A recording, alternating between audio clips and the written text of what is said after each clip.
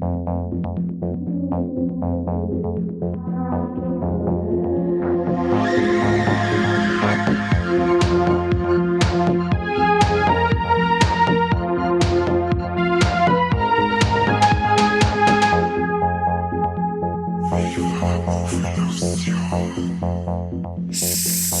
servus und habidere zu einer neuen Folge Viva la Movolution Podcast. Mit dabei in der grünen Ecke der Kani. Servus, grüß dich, Mike. Habidere. Und in der roten Ecke der Corby, angeschlagen, aber gut drauf, hoffe ich. Ja, immer doch. Aber warum grün und rot, das habe ich jetzt nicht ganz verstanden. Ach, ich wollte mir gerade irgendwas einfallen lassen. Nichts Dummes ist mir jetzt nicht eingefallen. Und weil ich links quer versifft bin, deswegen bin ich in der grünen Ecke. Genau, und du bist so rot, weil du zu heiß bist. Genau. Ach so. Okay. Hot Corby. Genau, und ich bin auch dabei, habidere. Und es ergab sich letzte Woche, dass wir drei zusammen in einem und demselben Kino waren, und zwar in Plattling, und haben wir uns zum Limited Release von Terrifier 2 das nicht nehmen lassen, dass wir uns zu dritt anschauen und uns davor überzeugen, ob Art der Clown auch im Kino gut rüberkommt und wie die Synchro geworden ist und. Männer, was sagt's denn? War das ein erfolgreicher Abend? Nein. Okay. Corby, du auch nicht? Es war schon echt lang. Also. Das war schon sehr lang. Kommt's halt nicht immer wieder einem lang. Ich komme immer mit was Langem. Sonst kann's euch nicht lang nur sein. Sagt dann auch mal, weil. Ja, genau. Nein, er hat 138 Minuten. Also Ja, über 138 Minuten purer Spaß, oder? Purer Spaß. Ja, Also, der Film hat's wirklich geschafft, dass er bei uns ein Limited Release kriegt, wie schon gesagt, und das sogar ungeschnitten. Also gut, momentan diese FSK, die muss momentan recht gut drauf sein, weil was momentan Filme vom Index runterfliegen, wo ich mir gedacht habe, wird niemals passieren. Heute gerade aus aktuellem Anlass Lebendig gefressen zum Beispiel, das sind so Filme, so die Kannibalen, Schocker aus die 80er, dass die ungeschnitten bei uns jemals frei erwerblich sein werden, an das habe ich schon gar nicht mehr geglaubt. Man hat auch nicht daran geglaubt, dass der Sadness Uncut bei uns rauskommt, hat er auch geschafft, und Terrifier hat's auch geschafft, wobei mich das bei Terrifier noch mehr gewundert hat, weil der ja noch um einiges gräber ist, finde ich, als The Sadness oder ja, andere Titel. Ich muss sagen, ich habe wieder mal meinen Spaß gehabt, ich habe jetzt da zum dritten Mal gesehen im Kino und mir war er nicht zu lang. Wie kommt's? Hat doch der Corby schon gesagt, indem er 138 Minuten dauert. Ja, aber er hat doch was zu verzeihen. Also wenn man da von dem Ding was rausnehmen sollte, warten es höchstens 10 Minuten. Mindestens eine halbe Stunde. Hau ab! Hau du ab! Die ganze Charakterentwicklung geht flöten, Alter. Ah Gott, Charakterentwicklung! Was hast du für einen Film gesehen? Apropos, ihr habt sich ja den ersten noch miteinander angeschaut, vor dem Kino quasi, oder? ja, Hand in Hand. Ja, und wie ist da, Corby, du hast du zum ersten Mal gesehen? Den habe ich da zum ersten Mal gesehen, ja. Ja, und wo meinst du eher der erste Teil der Steigerung zum zweiten? Ich meine, der zweite Teil der Steigerung zum ersten oder derselbe Scheißtrick wie der erste? Oder erzähl uns was. Du als Slasher-Freak. Experte, ja. Also, wenn ich ganz ehrlich bin, dann finde ich eigentlich, dass das fast schon zwei unabhängige Filme voneinander sind. Weil, also, dadurch, dass ja der erste Teil nur an Halloween spielt und praktisch ja nur in der einer Nacht ist, zirkt sie ja der Terrifier 2 mehr oder weniger ums Dreifache. Weil ich glaube, es sind 3 Tage. Ja, man muss auch dazu sagen, wenn man es jetzt ein wenig easy peasy nimmt, dann kann man sagen, dass der erste Terrifier ja in Echtzeit abläuft, so ungefähr. Da ist jetzt eigentlich so, der ist recht geradlinig und man hat denselben Kniff wie bei Psycho, also die Puristen werden jetzt wahrscheinlich steinigen wollen, wenn er Terrifier mit Psycho vergleicht, da man ja da auch die Protagonistin nach der ersten Hälfte vom Film ausscheidet und dann eine zweite Protagonistin reinkommt und so.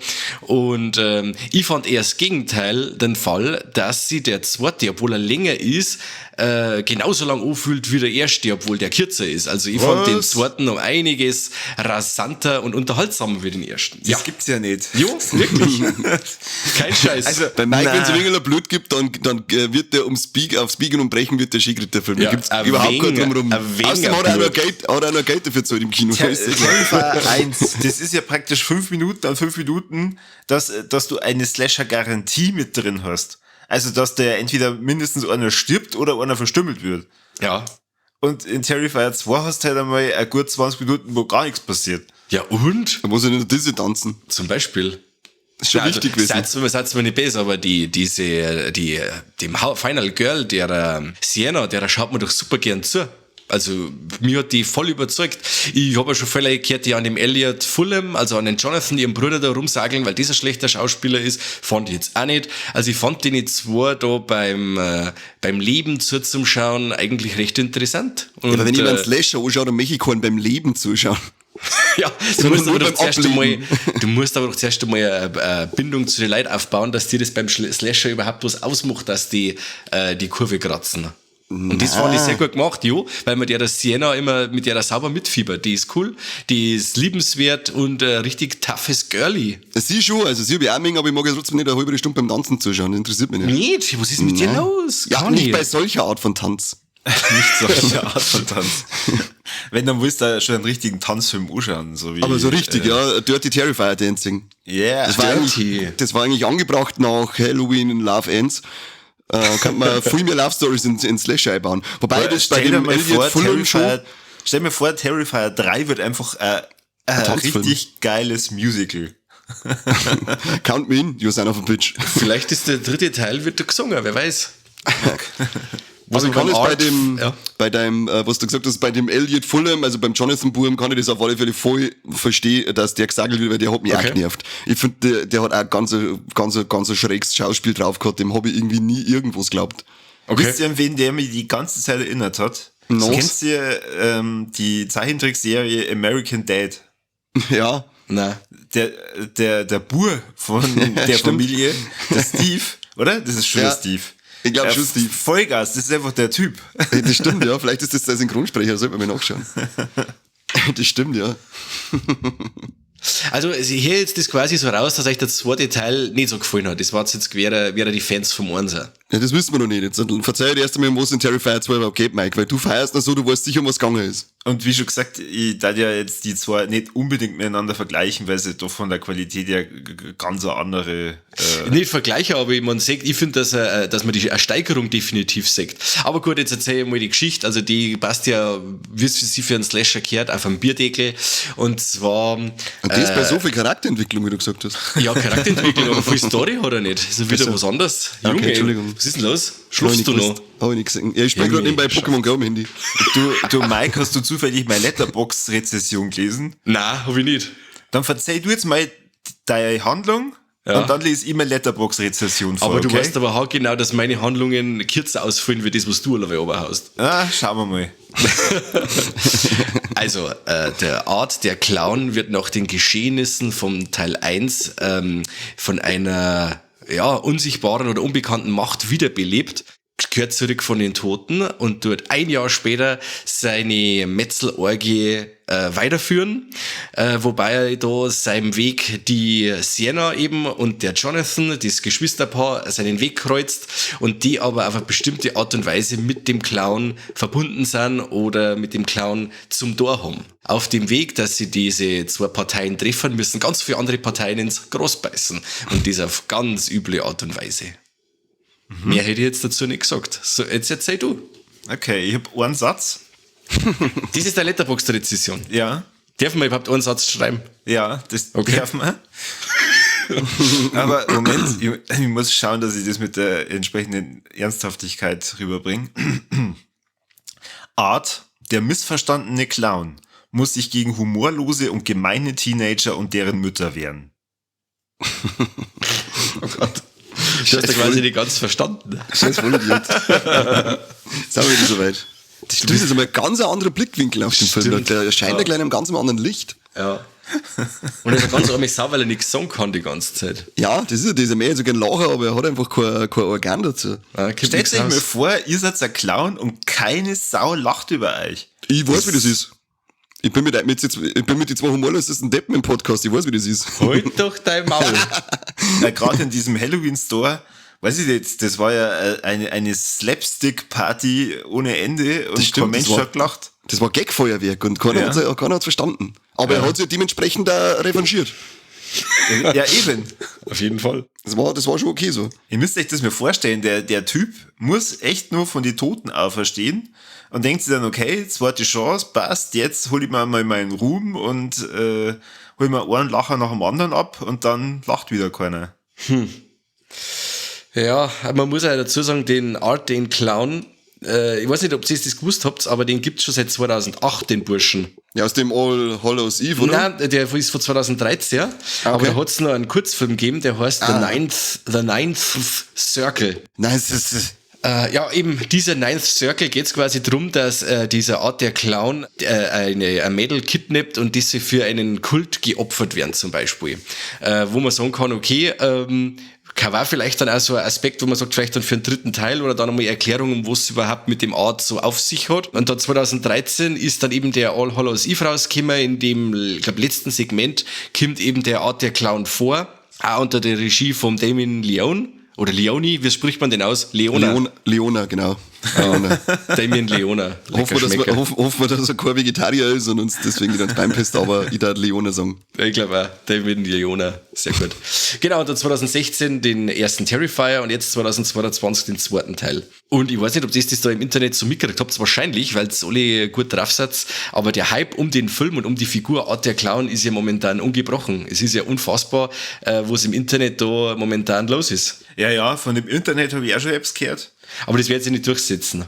Das wird sich nicht durchsetzen. Nein. Ne? Also das, was ich gehört habe, ist, das Ding ist ja durch eine Crowdfunding-Aktion entstanden und hat ungefähr $250.000 gekostet. Wo ich mir eigentlich nicht vorstellen kann. Okay.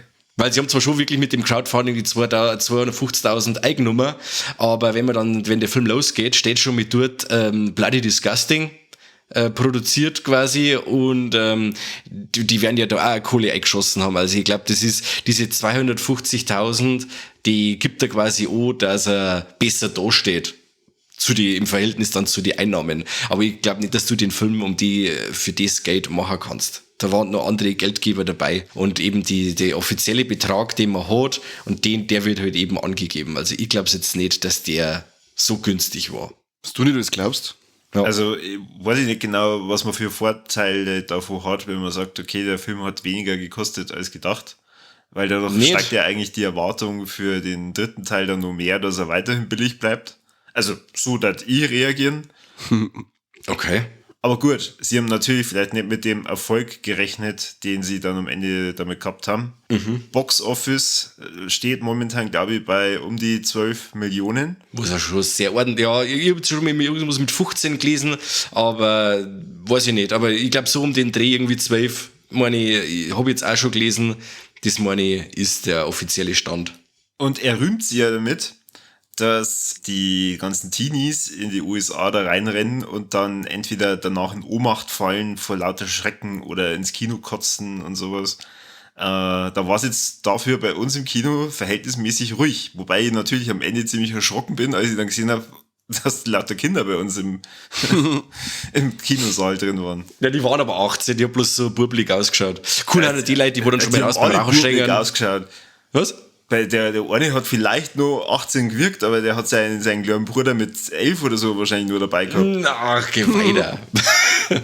Na, also da ist schon gescheit aufgepasst worden, das wisst ihr ja selber. Da wollten neue eine, die nicht 18 waren und die haben dann gleich abgewiesen worden. Auch in Begleitung von den Eltern, da hat es geheißen, das Ding ist zurück ab 18, da kommt keiner rein. Du kommst aber nicht rein. Aber da müssen wir echt nochmal sagen, das habt ihr einfach scheiße gemacht, Leute. Also, und wenn's uns so hört, dann wisst ihr, wie wir gerade meinen. Jeder von uns wollte früher in einem Film rein, wo er noch nicht eindürfen hat und jeder hat das besser gemacht, als ihr es gemacht habt. Weil das war stümperhaft, muss ich da fast behaupten. Stümperhaft.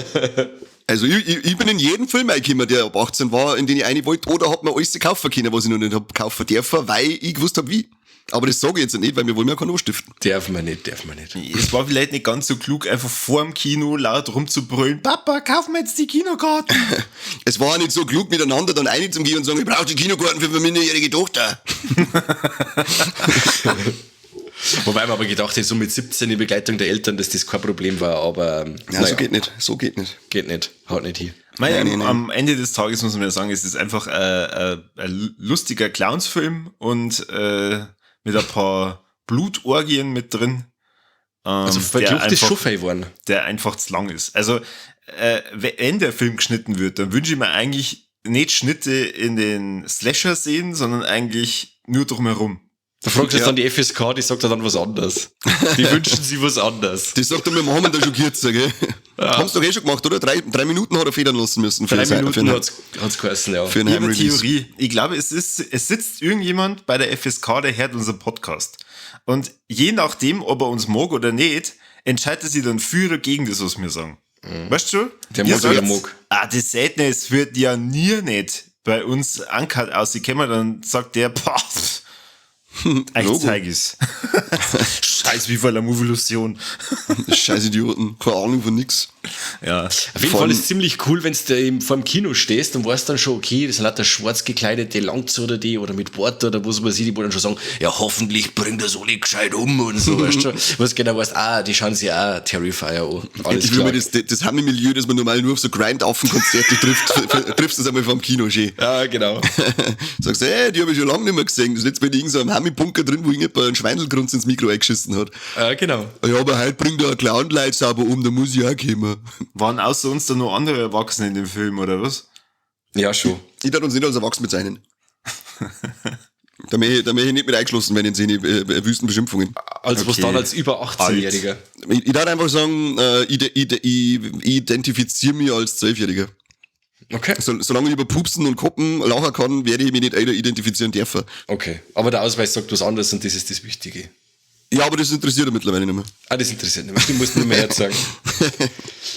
Auf jeden Fall, also gewalttechnisch war schon einiges geboten. Also ich kann mir schon vorstellen, dass jemand, der, ja, ich sage jetzt mal so, das Conjuring oder Insidious Klientel, dass die wo hauptsächlich so Gruselgeschichten schauen, mit dem Film schon überfordert sein könnten.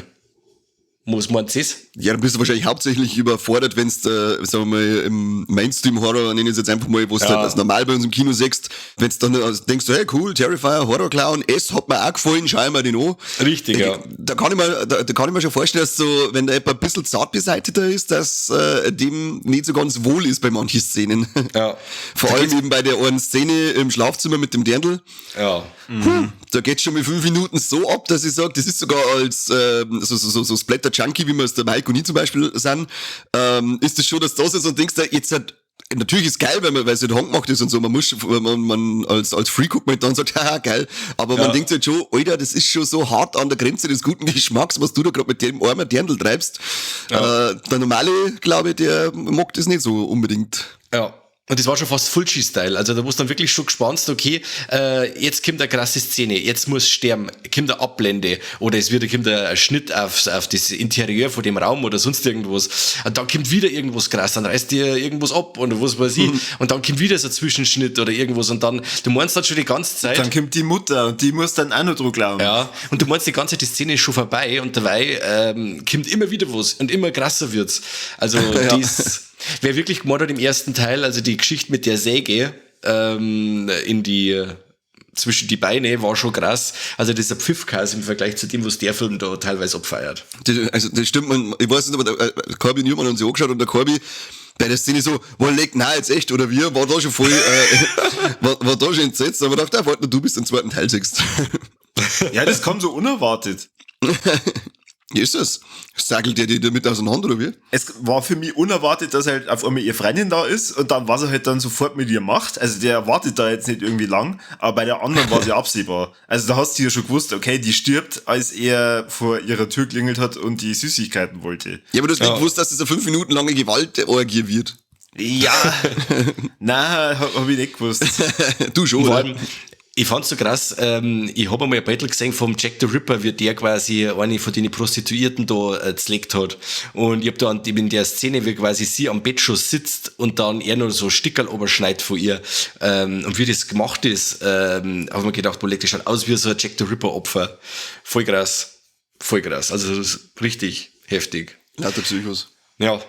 Aber ich muss sagen, der Film, für das, dass er doch recht schlicht in der Handlung ist, es sind doch viel so lose Enden irgendwie, weil man jetzt immer noch nicht weiß, was jetzt im Endeffekt der Art ist, was seine Motivation ist, was dieses bleiche Mädchen da zum Tor hat, mit ihm unterwegs ist, das sauber bei der Begrüßung einmal in den Waschsalon kackt. Ein Durchfall, so richtig brutal. So richtig weit. Ja. Ich glaube, aktuell haben wir jetzt ziemlich krasse Grippewelle. Einige wissen, was wir meinen. Ja, weiß ich. Hast du das morgen gehabt, oder wie? Ja. Servus, alle 4 gleichzeitig, da weißt du, was los ist. Da geht der Kampf um alle Ressourcen der Toilette los. haben wir die erste ausgeschaut wie die japanische Flagge, oder? Bei jedem. Aber hallo, Das glaube ich gleich. das wünsche ich keinem. Ich schon, fei. Zum Beispiel Schier. Du Schwein. Also ich muss sagen, in der ersten halben Stunde oder vielleicht sogar in der ersten Dreiviertelstunde habe ich mal gedacht, aha, Terrifier 2 geht schon eher in diese Horrorschiene jetzt mit rein. Klar, natürlich mit diesen Slasher-Szenen, die aber wahrscheinlich ja dann, wenn das irgendwo auf Video Prime oder was weiß ich veröffentlicht wird, sowieso geschnitten wird. Hätte er auch, wie schon gesagt, bis zu der Dreiviertelstunde da für mich reinpasst und dann wird's halt immer seltsamer. Wie es du schon sagst, Mike, also der Film lässt sich nur mit so viel Fragezeichen halt dann sitzen. Du weißt halt dann auch nicht genau, was habe ich mir da angeguckt und warum hat das Ding über 2 Stunden dauert. Und wer zum Teufel ist Cheryl? Ja. Aber die Zeit ist unglaublich schnell vergangen. Nice, nee, nicht Jo, total. Mann, ey. Also wirklich, gerade da, wo die einen Mädels da beieinander stehen und dann drüber diskutieren, warum es bei ihr brannt hat oder das bei ihr brannt hat, das sind schon 5 Minuten, wo ich mir gedacht habe, Leid, bitte, kein Mensch braucht die Szene. Mann, oh Mann, oh Mann. Das stimmt, muss sich keiner mehr wirklich Zeit lassen. Hauptsache der war also Pate sehr- dauert 8 Stunden und jeder sitzt dort und säufert mal an und sagt, der Pate. Wir haben noch keine einzige Folge über Party Der gehabt. hat ja wenigstens was zum Verzeihen gehabt, der Film. Ach, was verzeiht denn der Pate groß? Immer der Papa Pate, Harry allerweil. Gute Geschichte erzählen. Allerweil. Ständig. In Nichts jeder anderes. Folge haben wir bis jetzt über Party geredet. Ja. Auf jeden Fall haben meine Erwartungen in Teil 3 jetzt ziemlich hoch, weil ich hoffe, dass man mir jetzt dann alles so wenig zum Sehen kriegen, dass der 3. Teil diese losen Enden, die der 2. übrig gelassen hat, dass das einmal alles verknüpft wird und so. Und was ja dann auch sehr obskur ist, ich weiß nicht, ob alle vor dem Abspann raus sind, weil es gibt eine, wie nennt man das, eine nicht Post-Title-Sequenz, sondern eine Mid-Credit-Scene, oder? Mid-Credit-Scene, genau.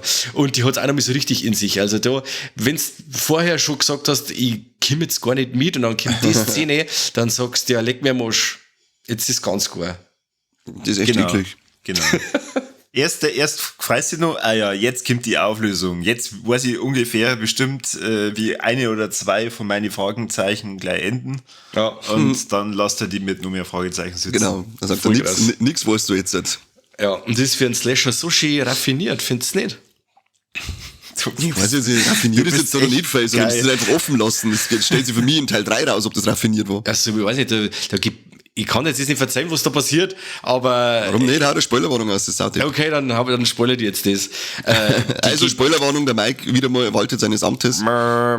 Also die Tante in der Klapse, die gebärt den abgehackten Kopf von Art dem Clown. Also, wenn das nicht raffiniert ist, was denn dann?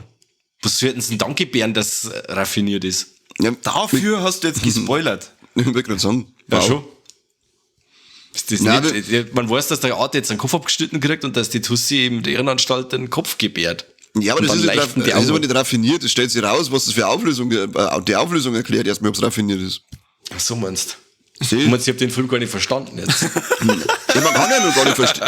Du kannst ja noch gar nicht verstehen. Oder kannst du jetzt schon erklären, was eigentlich das alles auf Nein, sich hat? natürlich nicht, aber ich fand's schon Ja, genau, ziemlich das meine abgefuckt. ich. Es ist abdraht und ich bin gespannt, wie es weitergeht in Teil 3, aber erst dann kann ich für mich sagen, jetzt finde ich es raffiniert, je nachdem, wie es aufgelöst wird, die ganze Geschichte, weil bisher ist ja alles nur offen. Du bist okay, Ja. passt, hast mich schon ein bisschen am Sackel, möchte ich schon wissen, wie es weitergeht.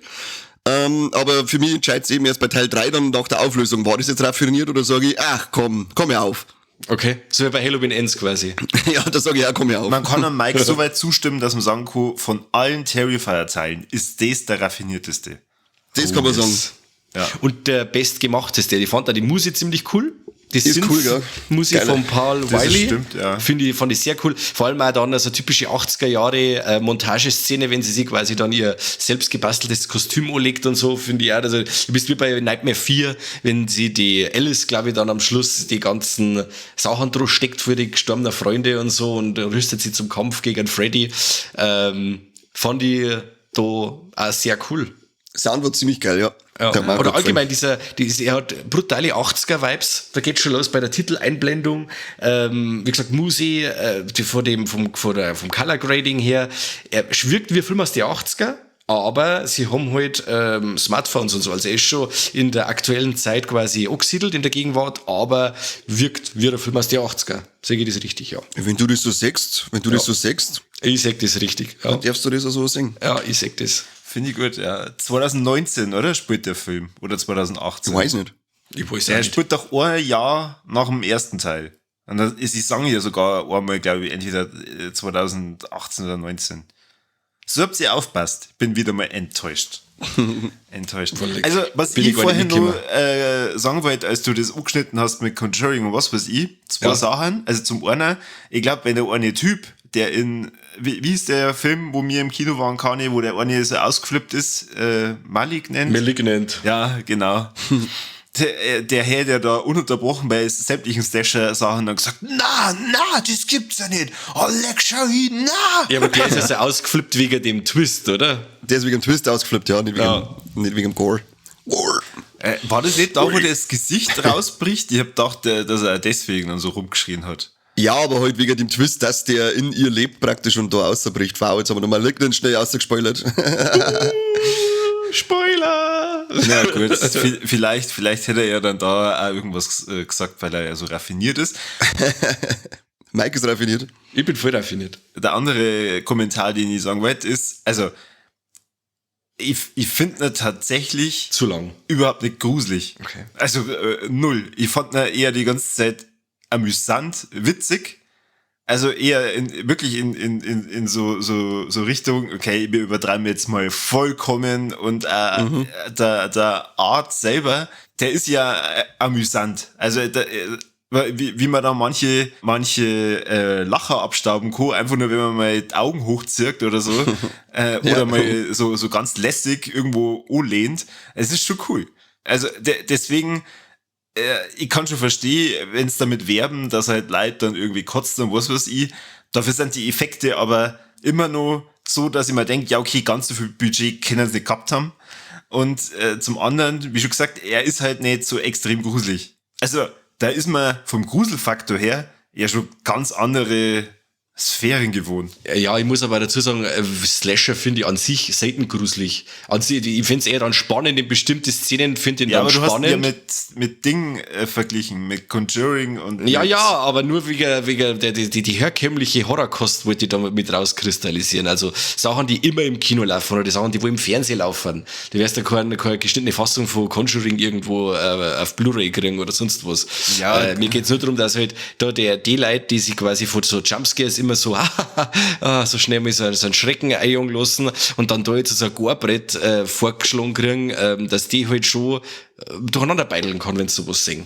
So wie jetzt meine Frau zum Beispiel. Meine Frau, wie gesagt, die liebt diese James Wan-Sachen. Ich ja auch. Aber wie gesagt, wenn es dann so grob wird, also bei Terrifier war meine Frau nach der ersten Szene, wenn er den Pathologen da abbrackt und den seinen Kopf knackt und das Hirn raustut, dann war meine Frau schon weg.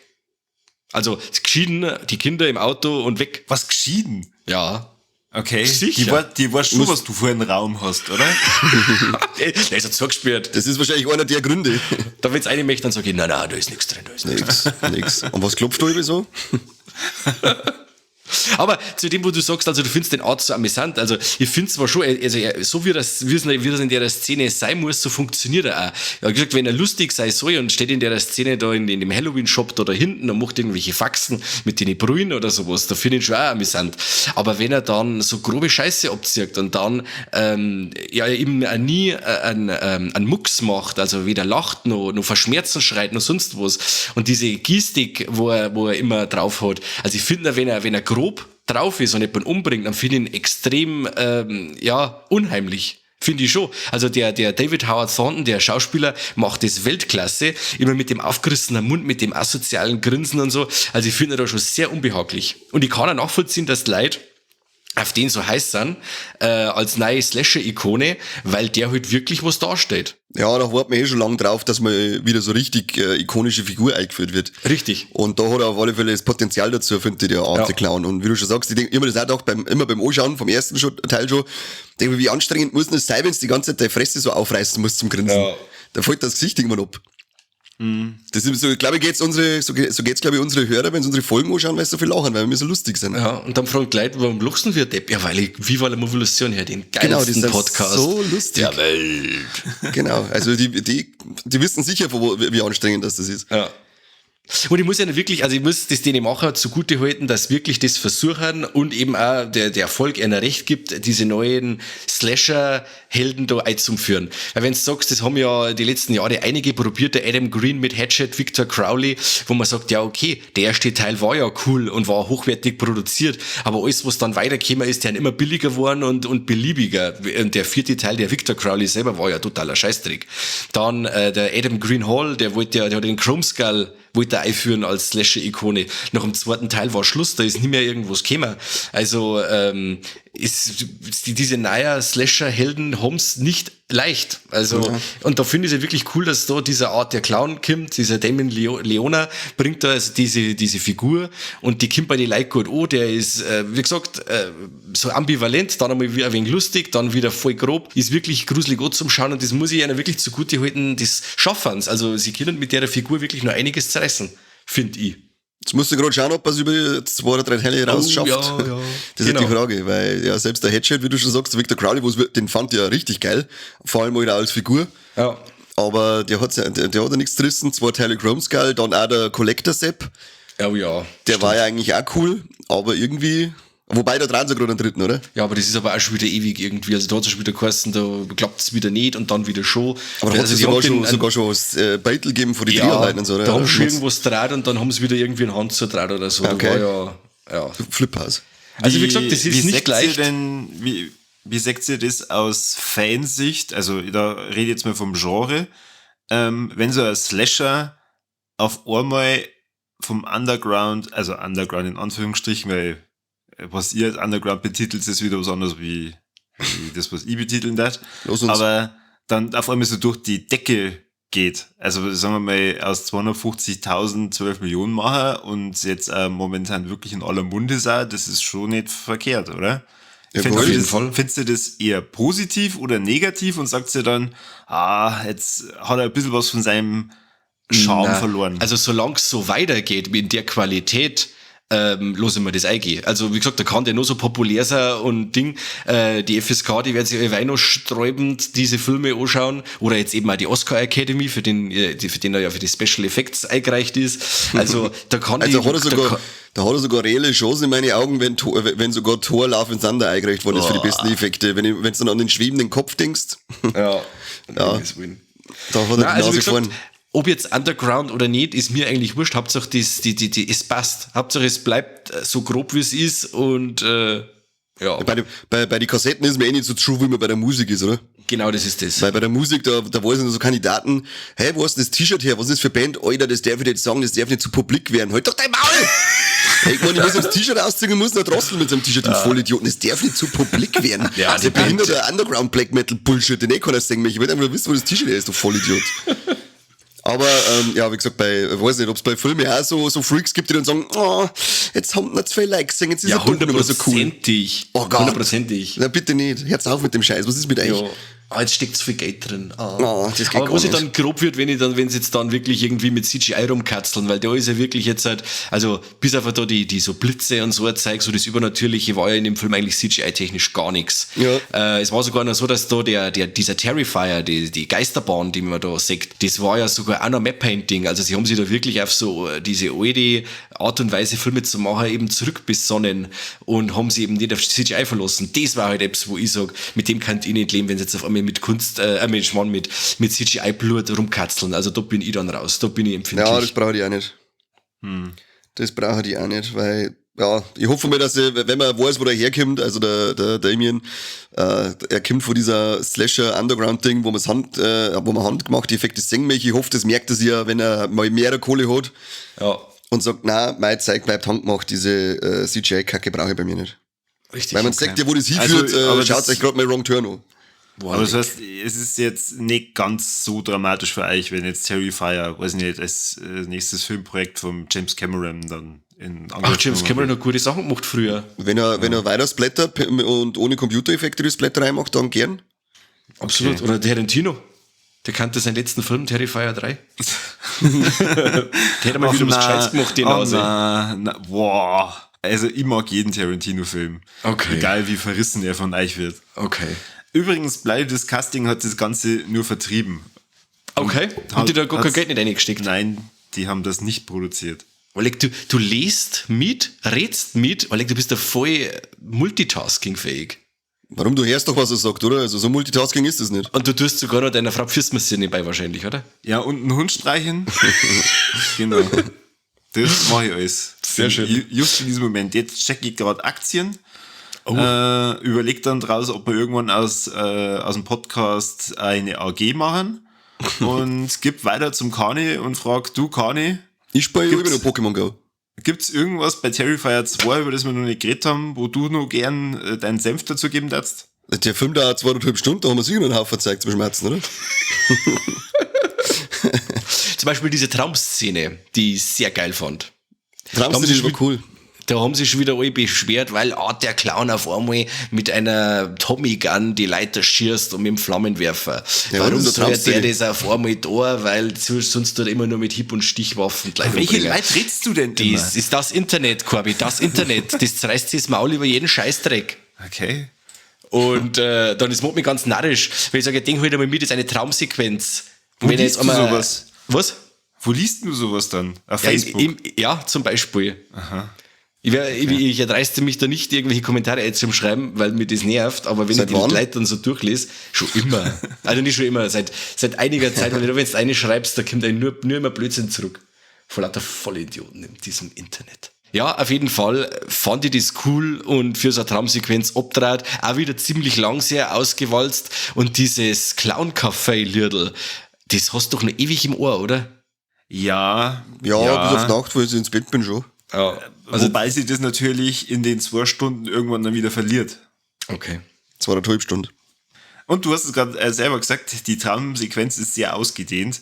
Ja. Also da sind schon ein paar Sekunden drin, die hätte man sich sparen können. Und ich bin schon beim Kani, also eine gute halbe Stunde kann man dem Ding einfach nehmen. Und wie vorhin schon angemerkt, das müssen nicht einmal die Slasher-Szenen sein, sondern halt dann wirklich dieses ganze Drumherum. Das darf uns auch nicht sein. Das darf uns auch nicht sein. Soll ich euch ein Geheimnis verraten? Nein, ich mag es nicht hören. Du hättest ihn gern sogar noch länger. Das muss aber unter uns zwei lustigen drei bleiben. Okay. Ich finde ihn ja auch zu lang. Ganz ehrlich. Ja, kein Scheiß. Dann red doch Und nicht die ganze Zeit schön, du Kretin. jetzt hör auf. Aber, und das mit der halben Stunde, mit dem gehe ich sogar mit. Aber ich muss sagen, ich bin ihm trotzdem da nicht besser. Also ich werde ihn deswegen nicht ab, weil er, wie gesagt, immer noch, trotzdem noch immer was verzeiht, auch wenn es nicht immer hundertprozentig interessant ist und diese Splattereien zwischendurch, die werten das Ganze natürlich nochmal so richtig auf und da kann man sich schon ein paar Dialoge zusätzlich einpressen lassen. Ich fand sogar die Disco-Szene eigentlich ja ganz cool, weil sie ja schon hübsch ist. Aber als dann sie wirklich über 10 Minuten so dahingezogen hat, habe ich dann irgendwann gedacht, wie lange werden wir jetzt schon hier im Kino sitzen? Wie lange wird es jetzt wohl noch dauern? Was passiert denn nach der Disco? Wenigstens haben sie MD im Abballer drin. War zumindest ein bisschen was. Ja. Und wenn man dann... Was ist denn mit, also, wir haben ja vorher schon gesagt, er macht jetzt ziemlich viel Fassel auf und kann es wieder zu, man weiß ja nicht so richtig, aber du hast was verzeiht, Mike, dass du ein Audiokommentar gehört hast vom Leona.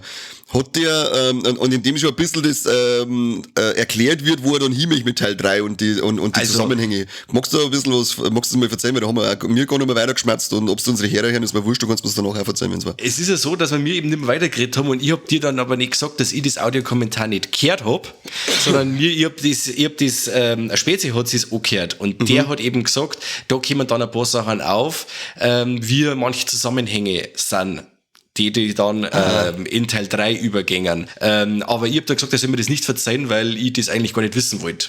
Also es ist wirklich so, an euch da draußen, wer diese UK Blu-ray hat, oder ich glaube auch DVD, hört euch den Audiokommentar an, wenn ihr es wissen wollt, weil da tut der Damien Leone erklären, was mit dem Art ein wenig so auf sich hat.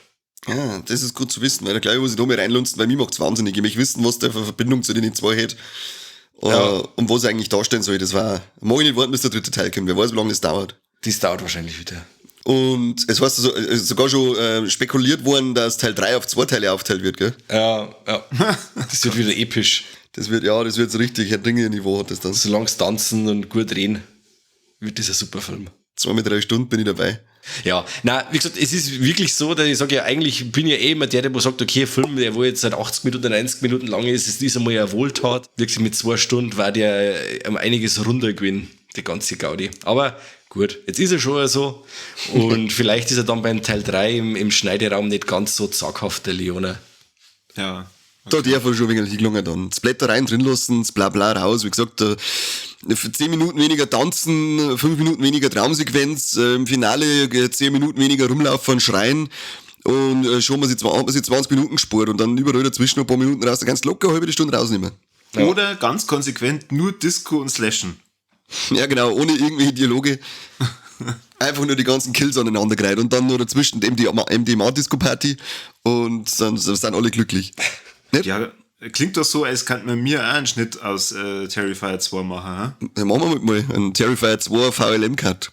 Das ist ja fast wie der Tom Six, der seine 3 Human Centipede-Filme quasi einen Abspann und einen Vorspann weggehabt hat und hat die zusammengefügt und hat dann einen langen Film draus gemacht. Oh Gott. Also war schön, wenn er den dritten Teil auch weggehabt hätte.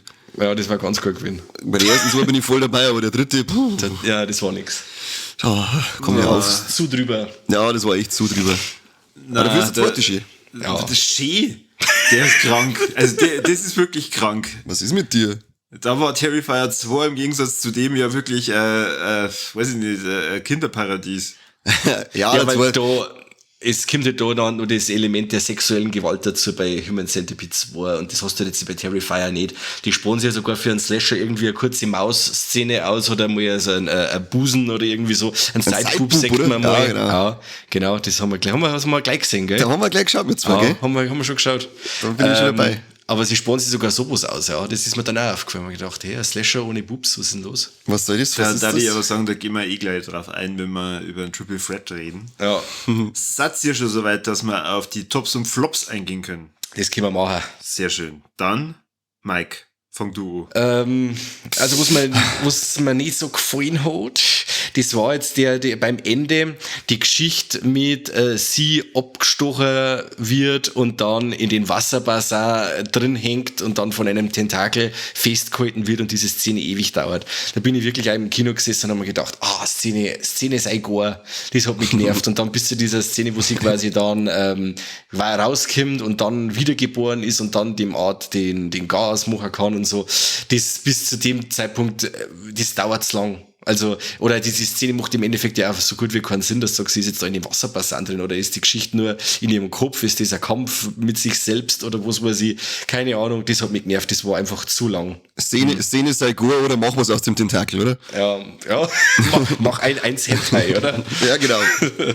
Jetzt soll ich sogar noch mehr Eintritt. Ja, ich geh noch mehr rein, wenn er gut ist. Was mir gut gefallen hat, dass Art der Clown oder die Terrifier-Filme an sich endlich wieder mal so richtig grobe Kost bringen, qualitativ hohe Kost für Slasher-Standards, sage ich jetzt einmal, weil, wie gesagt, ein Normaler schaut sich sowas gar nicht an und sagt, das ist so ein Krampf, aber so die Freunde des gepflegten, blutigen Slashers kommen da auf jeden Fall auf ihre Kosten und ich finde halt einfach diese Kaltschnäuzigkeit cool, dann, ja, und das hat es eben schon lange nicht mehr gegeben, finde ich. Also so richtig grobe Slashereien, die wirklich handgemacht sind, die, ja, kurzweilig kann ich jetzt in dem Fall fast nicht sagen, aber wirklich... Das, was du jetzt gesagt hast, dann hätte ich die gewichst. Also wie gesagt, der Film gibt mir das, was ich eigentlich von einem Slasher möchte. Und, in Hülle und Fülle. Und das ich schon lange nicht mehr gesehen habe, in der Hülle und Fülle. Genau. Weiter geht's, der nächste. Ja, so kann ich. Ja, du gleich, kann ich. Du? Was, wie? Was mir nicht so gefallen hat, ist einfach die Länge. Der ist einfach viel zu lang, aber das haben wir jetzt eh schon 48.000 Mal gesagt, drum sage ich, ja, war mir ein bisschen zu lang, bist du überrascht, oder? Ist es da? Damit habe ich nicht gerechnet.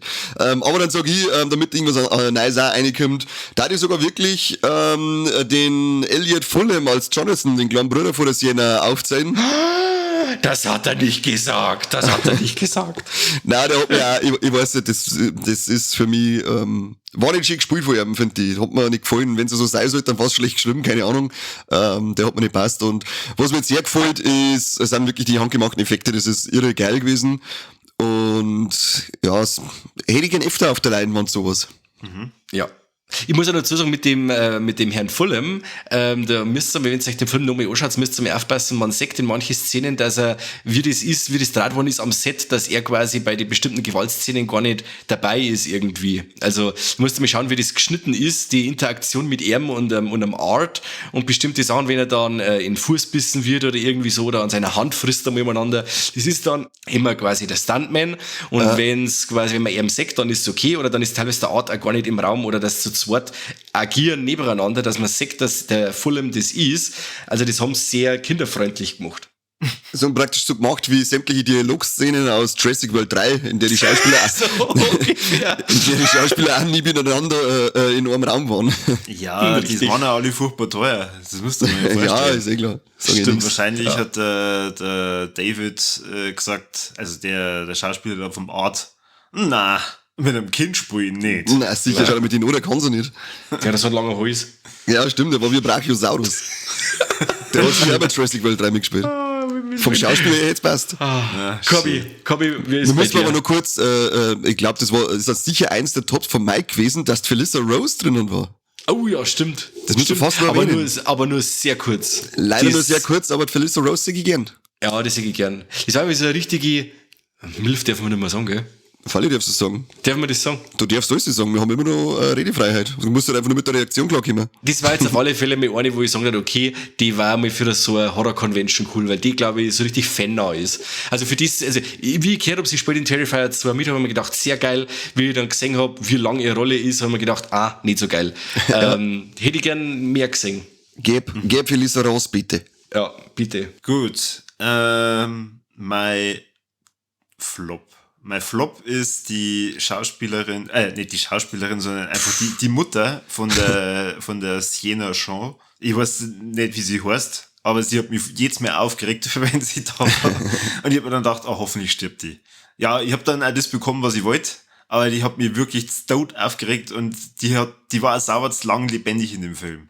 Lass mich mit Mama in Ruhe. Das war einfach eine fürsorgliche Mama. Was ist denn los? Aber echt, was ist mit dir? Ja. Wenn du mit sowas nicht aufgewachsen bist. Fürsorglich, okay. Ja, Ihre allgemein. Tochter steht halt nackt da, dann merkt sie das auch noch, dann sagt sie, ja, so gehst du nicht aus dem Haus und dann speist die Tochter sie ab mit, ja, Mama, du bist so brüde und geht einfach. Ja, geht ja nicht, die hat doch gut ausgeschaut. Da muss sie sich schon durchsetzen. Ja, Ja, was also- jetzt denn da sein? Wirklich Aber echt, ey. hervorragend auf ihre Tochter aufpasst, Respekt und top. Also die schauspielerische Leistung und das Aussehen von der Lauren LaVera ist schon ein Augenschmaus. Also anders kann ich schon gar nicht mehr sagen. Also das heißt, Zusammenspiel von unserer Hauptdarstellerin und Arzt, dem Clown, hätte mir ja schon vollkommen gereicht. Als Terrifier 2, ich darf mir auch gern nochmal irgendein Spin-Off wünschen mit ihr als diese Kriegerflügelprinzessin, da die geil finden. Weil die Frau hat auch in meinen Augen Potenzial, eine Ikone zu sein. Saubernis Scream Queen. Das ist auf alle Fälle eine saubere Screen Queen, ja.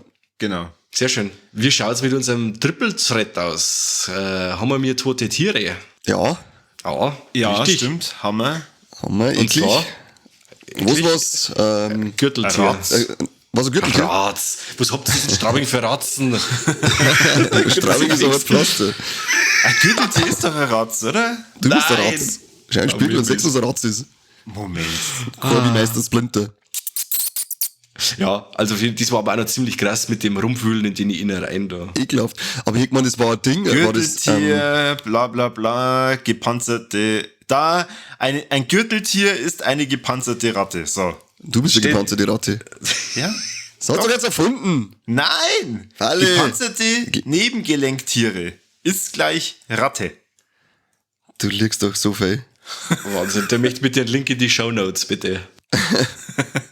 Dass alle das lesen können. Okay, machen wir weiter. Haben wir mir nackte Tatsachen weiblicherseits?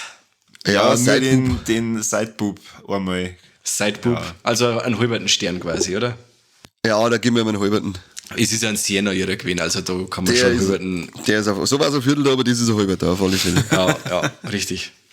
Und haben wir mir Trompeten? Nein, ja, Ja. haben wir. Die Trompete haben wir. Der Film hat Haben wir. fast alles, Baby. Ja. Wir haben ja nur eine richtig schöne Kastrationsszene, aber richtig grob. Naja. Die war schon schön. Ja. Naja. Das hast du nach Jahr gehabt, hast du schon wieder Gräber das angesehen früher, oder? Der, und Ich cool, was fand der jetzt, sagt, das in der frühen also, Spiegel. sagen wir mal, von dem, was man da als Penis identifizieren hätte können, war das schon einfach nur Matsch. Den Knacker, den wo er dann da an die Autoscheibe hier reibt, der, wenn das kein Zipfel nicht war, was denn dann? Ich weiß auch nicht, wie schaut's da bei dir aus, Gabi? Ja, du, das muss schon was Gescheites in der Hand sein. Da wenn ich nicht zwei Hände brauche, lange gar nicht hin, fix. Sehr cool. Okay, gut. Schön, dass wir darüber geredet haben. Wir haben mal wieder viel gelernt in dieser Folge. Gepanzerte Ratten sind Gürteltiere. Das steht doch da nirgends drin, ich bin doch auch gerade drinnen. Wenn man einen Penis nicht mit zwei Händen gleichzeitig angehen kann, ist keiner. Dann ist keiner, also merkt sich das. Ich bin da leider raus. Ich mag zwei Finger, dann langt's. Ja, leider. Ja, Hab das ist ich ehrlich. furchtbar. Das ist furchtbar. Aber es ist zumindest schön, wenn man mit zwei Fingern sich selber und Frau glücklich machen kann, dann passt doch das auch. Absolut. Darf ich sagen. Wir haben gelernt, dass Terrifier ein bisschen zu lang ist und wir hoffen, dass einfach genau, von mir aus geht's genauso weiter, ich sag's wie es ist. Am Schluss Ja. werde ich mich dann auch wieder beschweren, dass er zu lang ist, aber im Großen und Ganzen macht's so weiter und es kriegt's mehr Kohle. Ja, auf alle Fälle, die kriegen es auf alle Fälle wieder weiter, kann man nichts sagen. Und außerdem einfach geil. Wir waren ja diesmal wieder im Blattlinger Kino und geil, dass er sich den Film geholt hat. Da gehört auch ein Lob raus Auf jeden für Fall. für alle Kinos, die es gemacht haben. Ich glaube, Cineplex Vilsbiburg hat ihn auch drin gehabt, City Dom Straubing hat ihn drin gehabt. Also mir hat's echt gewundert, dass auch unsere, in Anführungszeichen, kleineren Kinos aus der Umgebung sie das Teil ins Haus geholt haben. Weil sonst musst du echt immer Kilometer weit fahren. Ja, Ewig müssen- in der Weggeschichte, dass du in die Filme sechst, aber wirklich, Ja. Blattlinger Kino war wieder fett am Start. Sehr schön. Ja, ich glaube schon, dass das wahrscheinlich ein gutes Genre ist, wo du ab und zu einmal irgendwelche Teenies reinholst, also oder junge Erwachsene, Ab die 18? die sich halt da drin einfach mal gruseln oder ekeln wollen. Ja, Ja, Slasher wahrscheinlich. sind für Teens gemacht. Und es gehört auch dazu, dass du bei gewissen Alterssachen sechst, die für die nicht geeignet sind. Das stärkt deinen Charakter. Ich wollte gerade Schaut's sagen, dann so, schaut's dann so. Genau, drum sind wir mir, was wir heute sind. Fertig. Richtig verkommene Brut. Ja, abgehärtet. Und Richtig für die abgehört. Uns Heimat. tut nichts mehr was, ne? Nix. Das ist mir scheißegal. Du kannst mir den Sack einhauen, das interessiert mich gar nicht mehr. Weil ich nämlich mit 11 Jahren nämlich einen Nightmare gesehen habe. Ja, bei 2 Finger breit kann man nicht viel weghauen, gell? Da freue ich mich ja schon tierisch auf nächste Woche, weil dann nehme ich endlich mit Mike Fraktus auf. Ich hasse die so viel. Ich bin echt gespannt auf die Scheiße. Ich komme als stiller Zuhörer nur dazu. Ja, bitte mach das. Ich bin, Ah, da darf sehr, sich ich freuen. bin sehr gespannt. Es wird jetzt quasi auch für euch daheim Kontrastprogramm. Also heute blutigster Film des Jahres und nächste Woche wahrscheinlich beschissenster Film der letzten 20 Jahre, oder? Jetzt jahren wir nicht lang, ich hab wegen dem Korbi die blöde Maradona Doku anschauen müssen. Was macht man ey. mit dem Korbi eigentlich immer alles? Was soll das? Keine Ahnung, aber Oisi. wir machen jetzt dann mal, wir suchen uns jetzt was für einen Korbi aus, was richtig Schlimmes, sowas wie Two Girls One Cup. In 160 Folgen habt ihr also einmal und nicht einmal beide, sondern nur einer von euch was getan, was ich wollte. Aha. Stimmt doch gar nicht, Joker wolltest auch du sagen. Ach so. Ja, und? Schau, haben wir schon zwei. Ist der schlecht, der Film? Wahnsinn. Furchtbar, kannst du nicht anschauen in den Scheißdreck, wenn man so behindert lacht, was soll denn das? Scheiß Spasti. Peinlich, wie das in der Öffentlichkeit aufführt. Ja, wie ich Ja. wollte gerade sagen, das ist ja direkt lächerlich, der gehört eingesperrt, der ist ja krank, ist er der. Dann lieber Ja. Art-Clown, der hörst nichts, wenn er lacht. Genau, der schaut gerade recht. Schauen kannst du mal, aber so dumm lachen in der Öffentlichkeit geht gar nicht. Nein, das geht gar nicht. Aber damit ihr wisst, was ihr daheim da dürft, kommentieren, liken, teilen, Glocken drücken, egal wo ihr da unseren Podcast seht, da dürft ihr immer hier drücken. Und ihr könnt natürlich auch gerne auf Steady schauen, es ist jetzt bald Weihnachten, man kann Mitgliedschaften verschenken. Da hat es noch gerade. Besser geht's nicht, ein besseres Geschenk findest du nicht. Nein. Und da gibt es mittlerweile so viele Folgen, ich kann es schon gar nicht mehr aufzählen, aber allein die ganzen Marvel-Geschichten und DC-Geschichten und unsere Nachhaltigkeitsgeschichten. So also schön. das ist Hammer, wirklich. Ja. Richtig geil, also richtig Das kannst du geil. so einen Fehler machen und kannst irgendeine Tageszeitung oder irgendein so ein Abo herschenken, irgendein Krampf, den kein Mensch interessiert. Ja, bist du direkt der Depp dann. Aber dort sind die Liebsten dann gefallen. Jede Woche mindestens eine Folge, dann haben sie up to date, haben bei Partys immer was zum Schmatzen, sind interessante Leute und mir sind es wert. Genau, können in der Öffentlichkeit um lachen. Genau. Ja. Und ansonsten, der Kani und der Mike werden gerade schon lässig dastehen und einfach nur Grimassen schneiden wie Art der Clown. Und ich sag dann schon mal vielen Dank fürs Zuhören und bis zum nächsten Mal beim besten Podcast der Welt. Servus und habe Dere. Ha, jetzt haben sie drauf gewartet, dass ich sage, nicht vom, aber ich hab nichts gesehen. Und ich mach's nicht, weil jetzt, ich hab's einmal gemacht und hast mich zusammengeschissen. Das war aber voll behindert, was du gemacht hast. Nein, ich hab auch gesagt, habe ich zur selben Zeit Raccoon City gesagt wie du und dann hast du mich zusammengeschissen. Ja, weil du nicht einschmerzen brauchst. Okay. Also, ist viert euch. gut. Servus, Adieu. habe Dere.